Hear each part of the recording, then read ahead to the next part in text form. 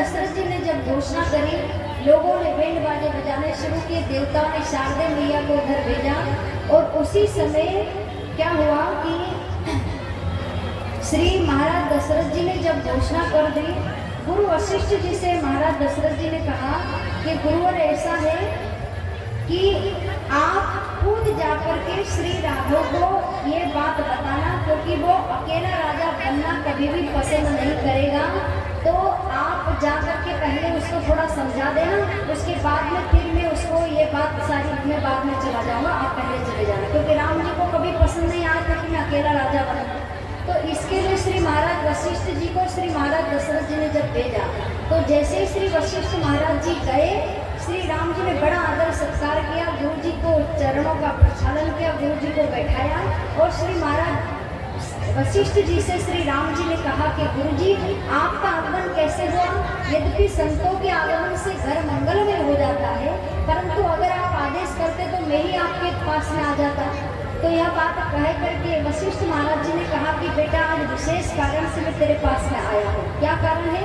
बोले कारण यही है कि आपके पिता ने ये घोषणा करी है कि आपको कल युवराज पद की पदवी प्रदान करे, आपको राजा बनाना चाहते हैं श्री महाराज दशरथ जी। तो यह बात सुनते ही श्री राम जी थोड़े से उदास हो जाते हैं। गुरु जी ने कहा कि बेटा कल तुम राजा बनोगे, इसलिए मैं आपको बहुत सुंदर शिक्षा प्रदान करने आया हूँ। कल आप राजा बनोगे, वैसे ही अयोध्या के राजकुमार है तो कोई छोटा मोटा ओहदा तो है नहीं, बहुत बड़ा है, पर कल आप जिस गद्दी पर बैठोगे, आपके पिता चक्रवर्ती सम्राट है और चक्रवर्ती सम्राट की गद्दी पर आप बैठोगे तो आप भी चक्रवर्ती सम्राट हो जाओगे। तो उस टाइम पर कल आपको पद मिलने वाला है, तो आज आप नीचे भूमि पर शयन करें, कल पद मिलेगा। इसका मतलब नहीं कि खुशी में आप पार्टी सार्टी करो, बोले आज आप उपवास करो। आज के लोगों को पद मिलता है तो एक दिन पहले ही पार्टी सार्टी करने लग जाते हैं, पर गुरु वशिष्ठ जी ने कहा कि ये पार्टी वार्टी नहीं करना, आज आपको उपवास करना है। कल आपको मखमल की सैया से भी बढ़ करके मणिधारी सैया पर, क्योंकि राजा का जो शयन कक्ष है वो भी विशेष रहता है, तो आपको वो चीज मिलने वाली है। तो आज आप भूमि पर शयन करें। गुरु जी ने ऐसा इसलिए कहा है, गुरु जी का कहना है, मानो श्री राम जी को माध्यम है, गुरु जी ने संसार के लोगों को ये शिक्षा दी है कि जो जीवन में संघर्ष नहीं करेगा वो कभी भी अपने समय और धन का सदुपयोग नहीं कर सकता है। गुरु वशिष्ठ जी ने श्री राम जी से कहा है कि कल राजा बनेंगे, बड़े से बड़े लोग आपसे मिलने के लिए आएंगे, तो उन बड़े लोगों की भीड़ में कोई गरीब व्यक्ति भी आपसे मिलने के लिए आएगा, क्योंकि आप राजा हो, राजा के पास में तो हर प्रकार का व्यक्ति आता है, क्योंकि राजा का अधिकार सब पर होता है और सारी प्रजा का अधिकार राजा पर होता है। तो उस टाइम पर आप जितने भाव से बड़े व्यक्ति से मिल रहे हो, उतने ही बड़े प्रेम से आप गरीब व्यक्ति से भी तभी मिल पाओगे जब आप खुद वो जीवन जिए हुए होंगे। उस भाव को आप महसूस तब कर पाओगे जब आप वो जीवन जियो, मतलब भूमि पर शयन करने का कष्ट आप महसूस करोगे, तभी तो भूमि पर शयन करने वाला व्यक्ति जब आपसे मिलने के लिए आएगा तो आप उसका दुख समझ पाओगे कि भैया हाँ कष्ट में है। कंदमूल फल आज आपको खाना है, ताकि कल 56 भोग लेने वाला आपके पास में आए, उसे प्रसन्नता से मिलो। तो आप उसी भाव से उस व्यक्ति से भी प्रेम से मिलो जो जमीन पर सोता है, जो कंदमूल फल खाता है, उसका स्वाद आप आज चखे होंगे, तभी आप उस भाव से उस व्यक्ति से मिल पाओगे। इसीलिए मैं आपको सारी शिक्षा देने आया हूँ। गुरु वशिष्ठ जी ने संसार के लोगों को शिक्षा दी है कि आप अपने बच्चों को धरोहर के रूप में जो सत्ता सौंप देते हैं, और उसके बाद में जीवन में वही मनुष्य अपने समय और धन का सदुपयोग करेगा जिसने मेहनत से कमाया हुआ है, जो मेहनत के अर्थ को समझेगा।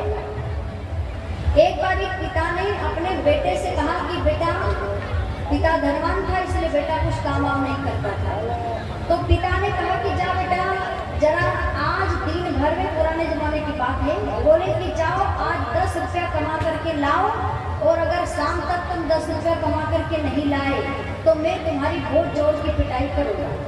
बेटा ने काम किया नहीं था, रोते रोते गया, दिन भर इधर उधर घूमता रहा, माँ के पास में आया, माँ को दया आ गई, मैया ने कहा कोई बात नहीं, पीछे वाले गेट से आना, तुम्हारा काम हो जाएगा।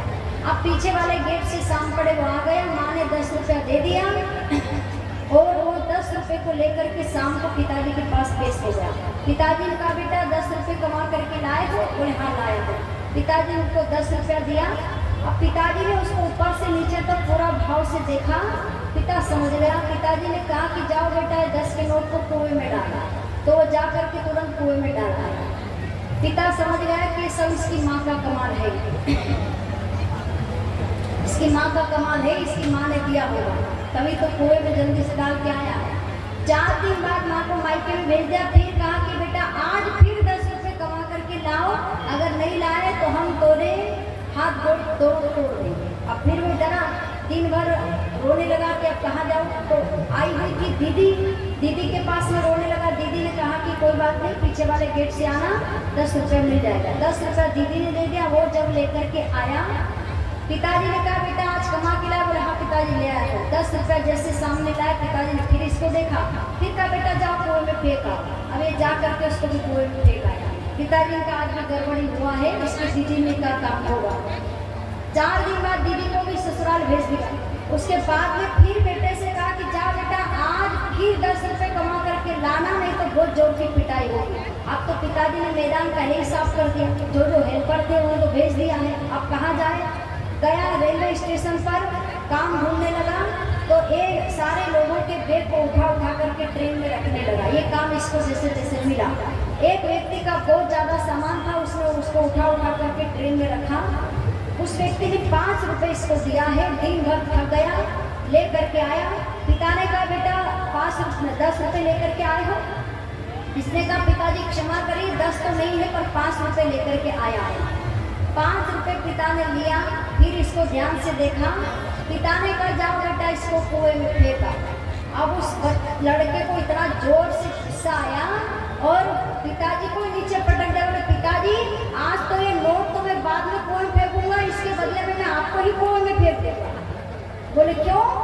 उस दिन तो तुम 10 का नोट फेंका है 2 बार, आज 5 रुपये नहीं फेंक रहे हो। लड़के ने कहा उस दिन फ्री का माल था सो फेंक दिया, लेकिन आज मैंने मेहनत से कमाया हुआ है पिताजी, इसमें सावधान, आज नहीं फेंकने वाला मैं। पिताजी का चल नीचे उतरा। और मूर्ख तेरे को यही सजा दे, यही शिक्षा देना चाहता था कि तू जिस तरह मेरे माल को उड़ा रहा है तो समझ कि मैंने किसी मेहनत से इस माल को कमाया है, और यही शिक्षा तुझे प्रदान करने के बाद ही मैं सत्ता दे सकता हूँ। अगर ये बात तुम्हें पता नहीं चले कि मैंने कितनी मेहनत से धन कमाया है तो तू धन की कभी भी इज्जत नहीं करेगा, उसका सम्मान नहीं करेगा। तो ये शिक्षा देने के लिए आई बात बेटा समझ में कि माता पिता धन को कैसे कमाते हैं। तो इसीलिए मैंने ये काम किया है। गुरु वशिष्ठ जी यही समझाते हैं कि संसार के लोगों, आप वही व्यक्ति अपने धन का उपयोग करेगा जो थोड़ा बहुत जीवन में संघर्ष देखेगा। लाड़ प्यार बच्चों के करो, लेकिन कुछ ना कुछ संघर्ष तो उनके जीवन में होना चाहिए ताकि वो समझ पाए कि आपने कितनी मेहनत से ये कमाई करी है। गुरु जी को जो शिक्षा दीक्षा देना था दे करके गुरु जी यहाँ से चले जाते हैं। अब जैसे गुरु जी गए, राम जी उदास हो गए कि मुझे बिल्कुल भी ये काम हमारे वंश का अच्छा नहीं लग रहा। बीमाले मान से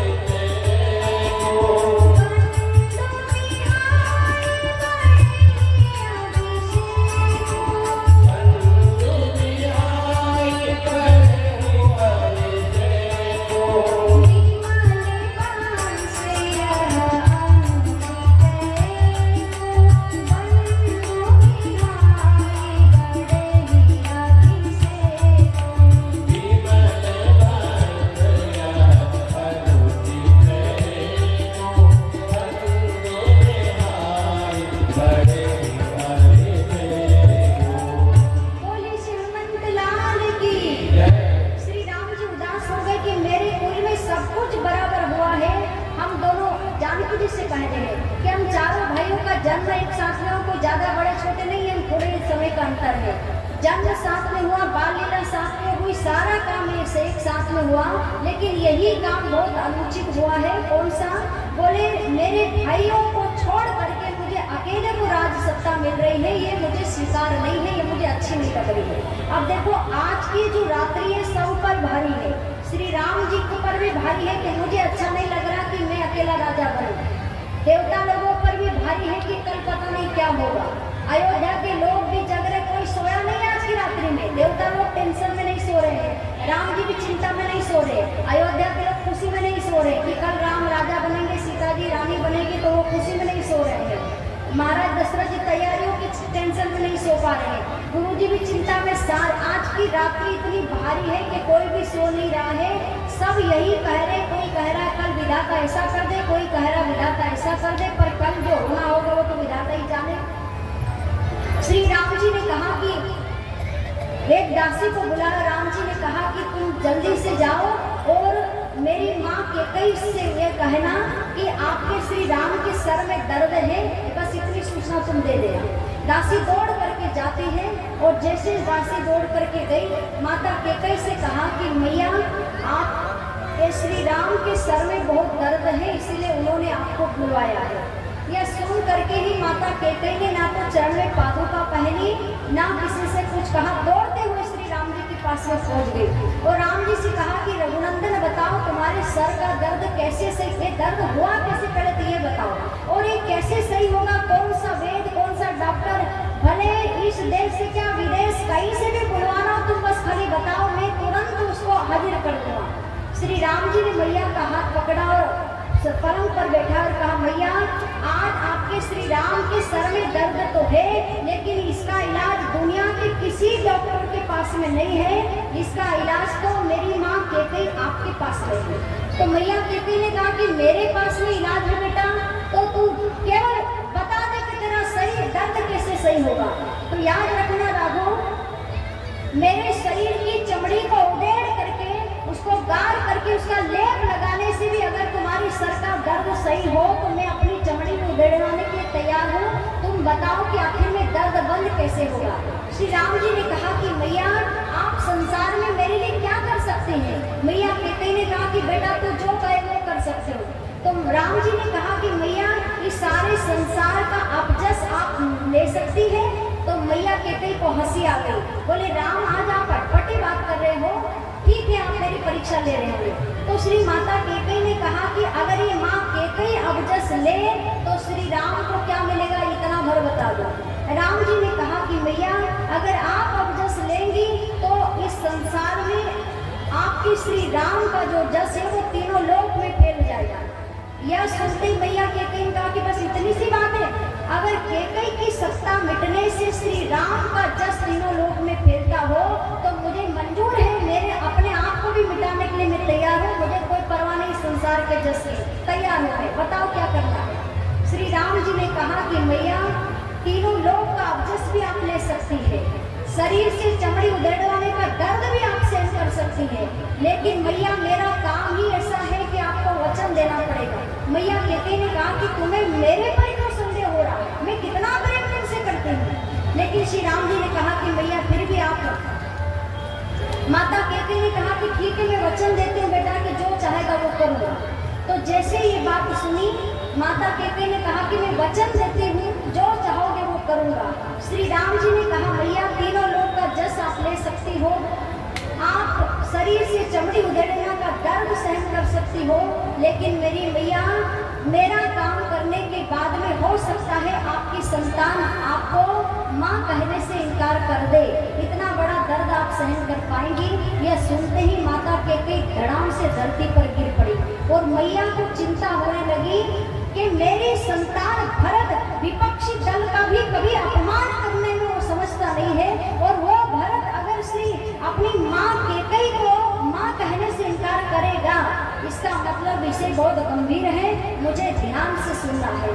मैया कैकेयी ने अपने आप को संभालते कहा कि ठीक है श्री राम, अगर तुम्हारा भला हो, अगर तुमको संसार का जस मिले तो मुझे मंजूर है, मेरा भरत भी मेरा त्याग कर देगा, मुझे चिंता नहीं, बताओ कि क्या करना है।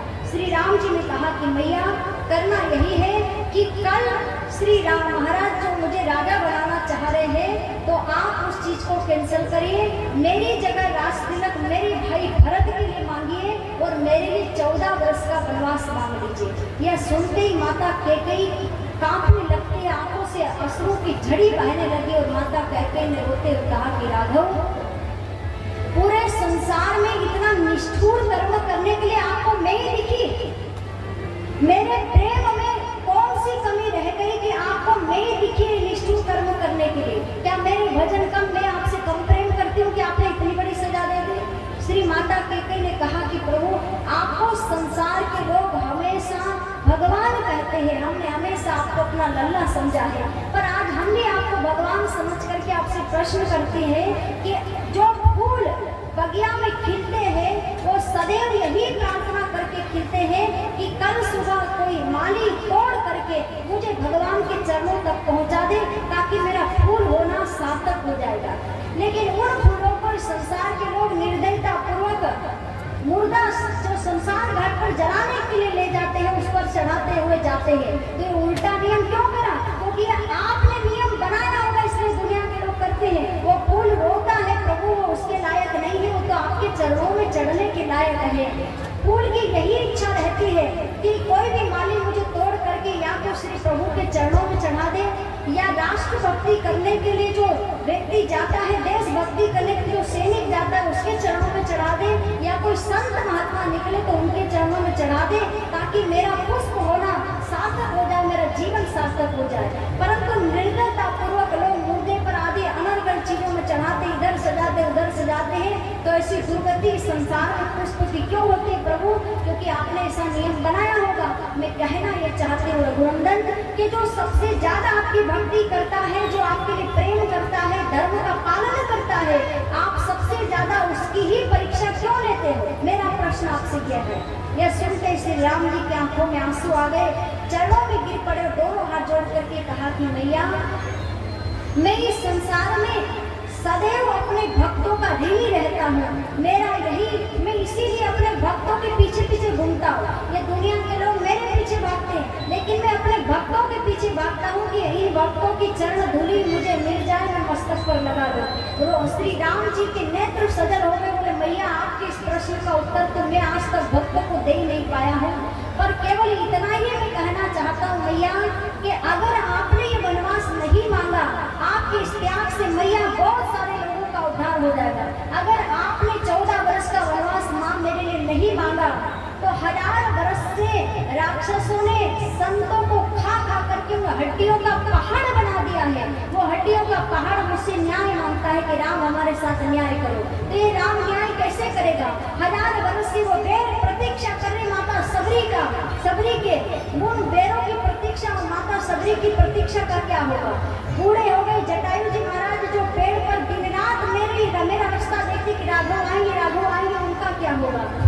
राक्षसों के बीच में लंका में श्री विभीषण रहता है, मैया दांतों तले जैसे जीव रहते वैसे विभीषण का निवास है। वो दिन रात प्रतीक्षा कर रहा है कि श्री राम आएंगे, मेरे पर कृपा करेंगे। उस विभीषण का क्या होगा?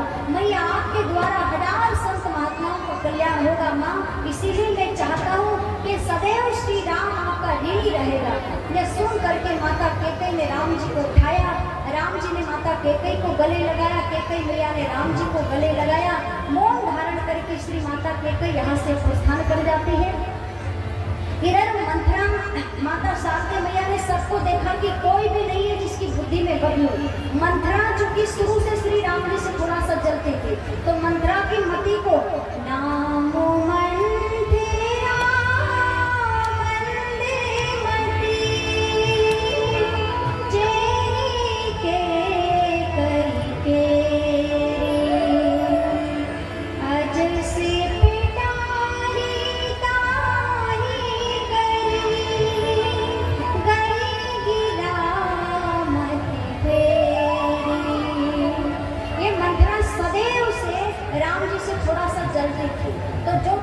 भगवान के खिलाफ रहता है ना, भगवान उसकी उल्टी खोपड़ी घुमाता। शारदा मैया ने कहा यह बढ़िया पात्र है।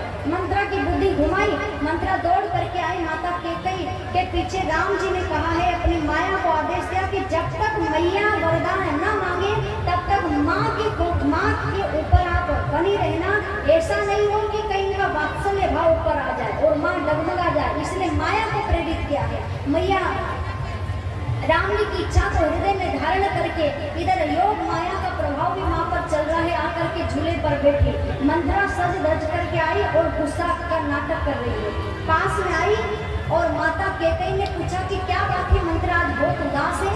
मंथरा ने कहा कि तुम केवल खाली झूलती रहो, तुम्हें कुछ नहीं पता है कि अयोध्या में क्या हो रहा है। तो माता कैकेयी ने कहा कि क्या बात है, सब प्रसन्न है, तुम तो ये बताओ कि मेरा श्री राम ठीक है ना, प्रसन्न है कि नहीं है। पहले नंबर पे माँ ने राम जी के बारे में ही पूछा है। मंथरा ने कहा हाँ राम तो बहुत प्रसन्न है, राम के अलावा और कोई प्रसन्न हो भी कैसे सकता है। बोले क्यों?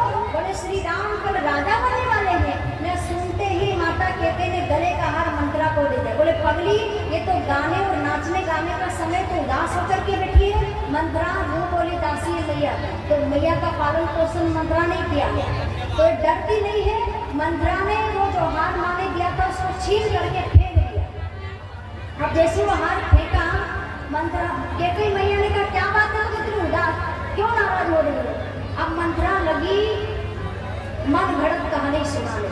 ये जो चुगलखोर, देखो माताओं ध्यान से सुनना कि आज कोई भी नारी अपनी बेटी का नाम मंथरा रखना पसंद नहीं करेगी। किसी, आप इतनी सारी लोग बैठे, किसी का नाम मंथरा नहीं हो है, किसी का नाम नहीं है ना। तो नाम से आज मंथरा भले ही ना हो, लेकिन ईमानदारी से बताना काम से 70% मंथरा है। और सही कहा नहीं का, नाम से मंथरा कोई नहीं है, लेकिन काम से 70% मंथरा आज भी मौजूद है। मंथरा किसको कहते हैं बताओ? मंथरा उसी को कहते हैं जो इधर की चुगली उधर करे, उधर की चुगली उधर करे, इनका घर तुड़वाया, उनका घर तुड़वाया, इनका ये करा, उनका वो करा, यही मंथरा है। तो बताओ ये मंथरा का स्वभाव है कि नहीं है? नाम भले मत रखो, लेकिन काम तो मंथरा ही वाला चल रहा है ना। सही बोला क्या गलत बोला? तो भले मंथरा नाम से चली गई है, लेकिन काम से आज भी मंथरा हमारे बीच में मौजूद है। इसीलिए कथाओं का असर नहीं होता। मंथरा मन घड़त कहानी सुनाती है माता कैकेयी को और डरा दिया मैया कैकेयी को। मैया कैकेयी ने कहा धीरे, अब इधर राम जी की माया चल रही, इधर मंथरा का भाषण चल रहा है, दोनों का संवाद मिला। माँ तैयार हो गई और मंथरा से कहा कि मैं समझ गई, मुझे रोज बुरे बुरे सपने भी आ रहे हैं, अगर तुम चाहो, क्या बोले, अगर आप चाहो मंथरा तो मैं भले कुएं में गिर जाऊं, मेरी तो बुद्धि काम नहीं कर रही है, तू जो कहेगा वही मैं करूँ। सावधान, जिस दिन आप अपने घर में अपने से कम व्यक्ति ज्ञान वाले लोगों के पास में बैठना अगर आपने शुरू कर दिया और घर के किसी भी सलाह मशवरा में अपने से ज्ञान में जो कम है उससे आप नॉलेज लेने लग गए, उससे अगर आप एडवाइस लेने लग गए कि बताओ ये व्यापार में कर रहा हूँ, ये काम कर रहा हूँ, तो सही है कि नहीं है। तो जब उसमें खुद में ही बुद्धि नहीं है, वो आपको सीधी अकल कैसे दे सकता है? इसलिए जीवन में संगत करना तो अपने से श्रेष्ठ व्यक्ति की करना, एडवाइस लेना, सलाह मशवरा लेना तो अपने से श्रेष्ठ व्यक्ति उससे लो जिसके अंदर अपने से ज्यादा ज्ञान है। अपने से कम ज्ञान वालों से ज्ञान नहीं लेना, क्योंकि वो तो खुद ही झूला झूल रहा है बीच में, वो आपको क्या पार करेगा।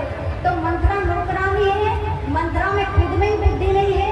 मैया ने कहा तू जो कहे वही मैं करूँ। माता कैकेयी वो महारानी है जो महाराज दशरथ जी को सलाह मशवरा करती है, राज दरबार में महाराज के पास में बैठती, क्योंकि महारानी है। पर आज वही महारानी मंथरा से कह रही कि मेरी समझ में नहीं आ रहा, तू बता।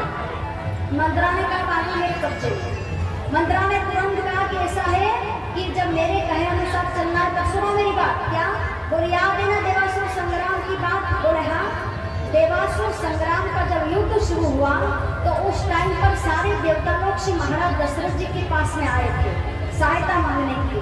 तो महाराज दशरथ जी जब देवासुर संग्राम में सहायता देने के लिए देवताओं की गए आकाश में, तो उस टाइम पर देवताओं के पक्ष में शनि महाराज जी लड़ाई लड़ रहे थे। शनि जी भी देवता है।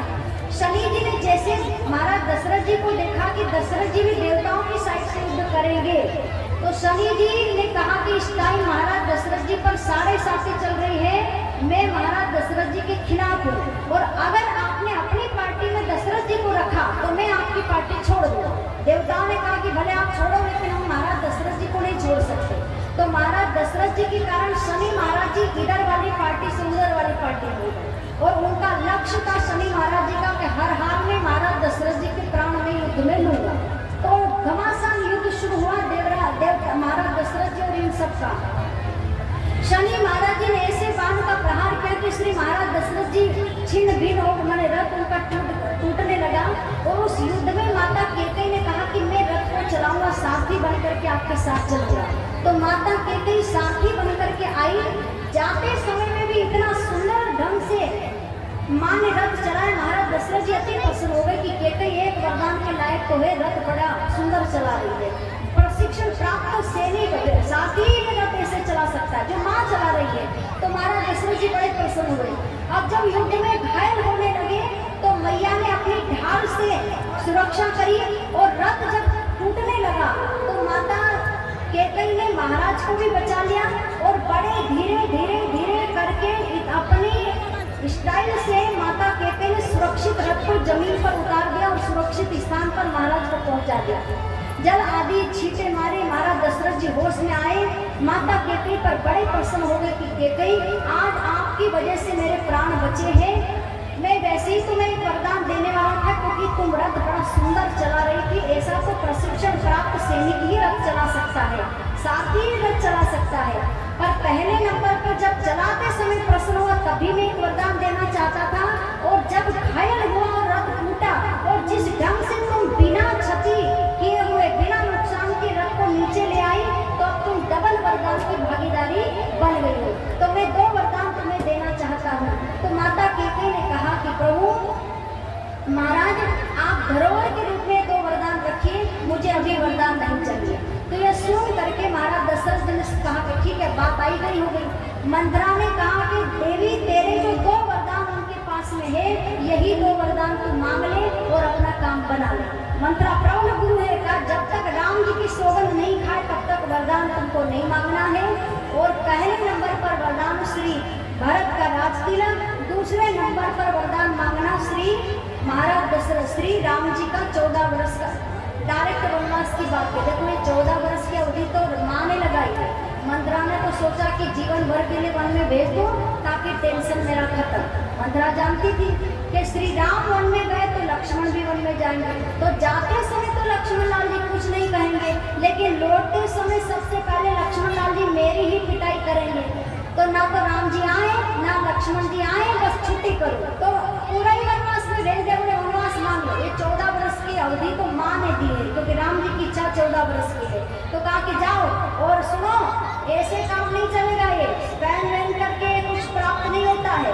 तब बोले वस्त्र काले वस्त्र धारण करो, आभूषण उतारो और जाओ कोप भवन। पहले की रानियां ज्यादा होती थी तो कौन नाराज हो कौन नहीं हो इसके लिए एक सुंदर कोप भवन अलग रहता था। जो भी रानियां नाराज हो कोप भवन में चली जाती थी। महाराज समझ जाते थे कि कोप भवन में है तो नाराज है। लेकिन आज की जितनी भी जो माता जो है महाराज दशरथ जी ने कहा आज तक रघुवंश में कोप भवन का उद्घाटन नहीं हुआ। बना जरूर है पर आज तक कोप भवन का उद्घाटन नहीं हुआ है, गृह प्रवेश नहीं हुआ है। आज श्री राम का राज्याभिषेक की चर्चा चली और इधर कोप भवन का उद्घाटन मंत्रा ने करवाया। मंत्रा ने कहा कोप भवन में जाओ। कोप भवन का गेट खुला तो मंत्रा ने देखा कि कई माँ डर गई कि कोप भवन में तो अंधेरा है, मैं कैसे अंधेरे में जाऊं। तो मंत्रा ने कहा पागल हो गई हो, ध्यान से देखो कोप भवन में 2 दीपक जल रहे। कौन से? बोले ये जो 2 वरदान मैंने मांगने के लिए कहा है ना यही तुम्हारे लिए दीपक है और इस दीपक के सहारे इस अंधेरे में पड़ी रहो। बस दिन रात सोचना कि 2 दीपक जल रहे। और माँ ने कोप भवन में प्रवेश किया। इधर श्री महाराज दशरथ जी सबको सूचना आदि दे करके महाराज दशरथ जी आए। जैसे महाराज दशरथ जी आए तो कोप माँ तो कैकेयी तो कोप भवन में थी। द्वार पर मंत्रा खड़ी है, पहरा दे रही थी। मंत्रा से महाराज ने कहा कि क्या बात है, कैकेयी रोज मेरी आरती उतारने के लिए बाहर आती है, आज अंदर ही क्या बात है। तो मंत्रा ने कहा कि मुझे तो कुछ पता नहीं है, आज कोप भवन में सुबह से पड़ी हुई।